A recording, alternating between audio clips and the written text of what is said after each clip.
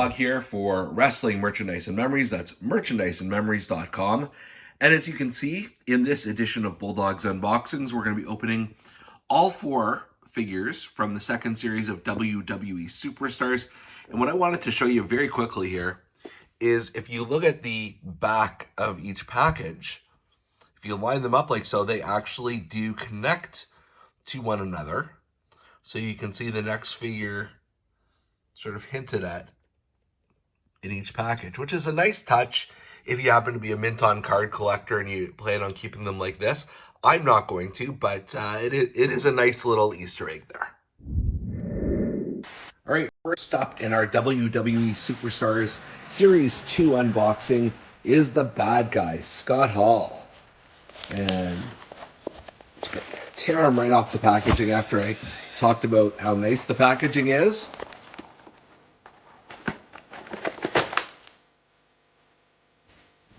As you can see here, this is a pretty cool figure. I will acknowledge that the glasses do not stay on super well, but if you take off the specs here, decent likeness of the bad guy. He's got his spray paint, can of spray paint here. He's got his title belt, which actually says WCW World Champions. So not even tag team, but World Champions. And he's got the NWO t-shirt on, as well as the black and red knee pads and black boots. And just to show you on the head scan here, he's got his ponytail as opposed to the long hair. He's got the little curl up front. What's really neat about this, I think, is if you take the Hall and Nash, you compare it with the Hollywood Hogan from Series 1, and then you've got the core NWO members. This is nice. I really like this. I don't love the glasses because they do not stick very well, but other than that, I think this is a pretty good first figure from this particular series. Up next, we're looking at Big Kev, Kevin Nash, and you can see he too has the same title belt, similar shirt, although his is sleeveless. Let's just crack it open and we'll show you what's going on here.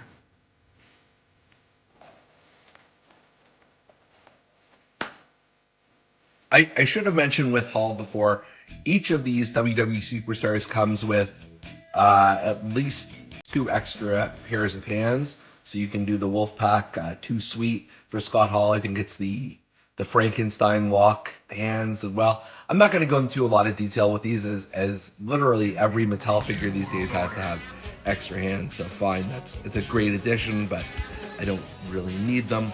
So let's go take a look at Kevin Nash here. Not a bad rendering of Kevin Nash for a few reasons. You know, I mentioned the sleeveless NWO t-shirt that goes on over him. He's got the glasses as well, although you can actually hide the stems of the glasses behind his hair, which is a little bit more convenient. I will say, not a great face scan of Kevin Nash, and that's weird because WWE has done some really, really good ones in the past. But I suppose you can hide his eyes underneath the glasses, so all good there. He's got some tattoos. He's got the wrist tape and an armband on one arm. And then what I do like is he's got the pleather pants with the I don't know what you call these, the fringes, I guess, the red fringes. So it is accurate to his WCW character. I'm definitely going to be putting the extra glasses on Mr. Nash here, or not extra glasses, but just the glasses he comes with, because like I said, not a great face scan, but a decent overall look at Kevin Nash here. I will say too, I see Scott Hall there in the background has got a spray paint can. Big Kev comes with nothing. Maybe the extra expense went onto the fringes and the pants, but kind of unusual. And I will say as well, I'm not going to, because I don't want to wreck how this is positioned, but if you take off the half shirt, you can see he's got his trunks that say Nash on them as well. And now it's time for the one figure that doesn't actually fit in this series, just because he's not sort of a member of the clique. It's the Ultimate Warrior. And I will note as well, I ordered this one off of Walmart.com because I have not seen it. I'm recording this in mid-October 2022. I've not seen this figure in stores anywhere. I had to order it online. I don't have a ton of Ultimate Warrior figures because they're, even though he may, change his face paint and that sort of thing, it just, I don't know. They're too similar for my taste, but this one is quite different, and I'll explain why here.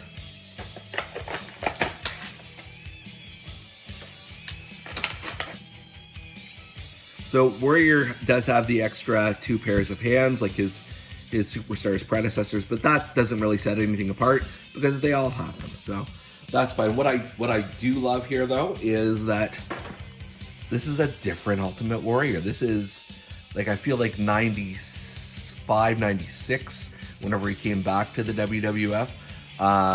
Not only has he got this, this sort of purple and black Warrior symbol theme on his wristbands and on his trunks and his knee pads here.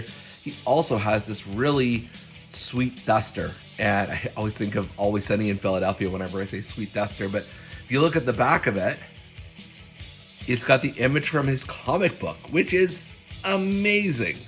I've never seen anything quite like this before. For an Ultimate Warrior figure, so for that reason I just absolutely love it. His hair is also a lot lighter in this, which is consistent with his WWF return. One thing I haven't really pointed out with these Superstars figures is they're like nicely articulated for a smaller sort of Masters of the Universe style figure. So you can move around the arms and things like that. The arm tassels here are nothing to really write home about, but it's nice that they included them. But just this color scheme alone, gotta love this Warrior. It's fantastic, and maybe even the sleeper figure of this set. One other thing I should point out, on the backs of each box, in Series 1 they had this full quote from each superstar. In Series 2, the only person who has a quote on the box is Warrior here. So, the power of the Warrior, the air I breathe smells of combat, load up the spaceship of rocket fuel. But he's the only one who's got that in the series, and I'm not entirely sure why. Last in the series is the Heartbreak Kid, Shawn Michaels, and this is a 92, 93 era, I feel, especially with the blue Intercontinental title he's got. So let's open this one up, and just to show what I meant before, no quote here from the Heartbreak Kid. It's just little stripes and stars and whatever. All right, HBK, let's see what you got.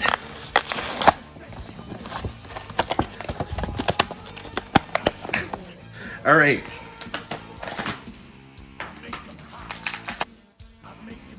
You can see here 2 extra pairs of gloved hands this time, for whatever it's worth. And then Shawn Michaels. This is a classic, like a vintage HBK with the white, red, and black color scheme that he was known for in the early days of the Heartbreak Kid. His hair looks a little bit lighter than maybe it should be at that point. I would almost make it slightly darker like the Warriors is. Michaels comes with glasses here, and I'm going to try and pry them off. See, this is a good face scan. It's not the best face scan of Shawn Michaels. It's certainly better than his retro figure, I will say that. But it looks like him. So you don't necessarily need these mirrored shades. I probably will keep them on when I post them, just because that's so much a part of his character, unlike the Outsiders, I feel. As I mentioned, the blue Intercontinental title. Yeah, that's not bad. And then he's got the boot for the sidekick, the sweet chin music. That's the word I was looking for.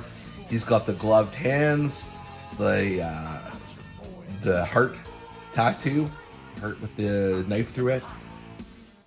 And then he's got his jacket says, "I'm too sexy for this crowd," which is, I feel like, one of his other figures that I own, maybe in a SummerSlam Elite or something like that, actually has the same logo on there, which is really cool. And then you've got the deco here, the chains and what have you.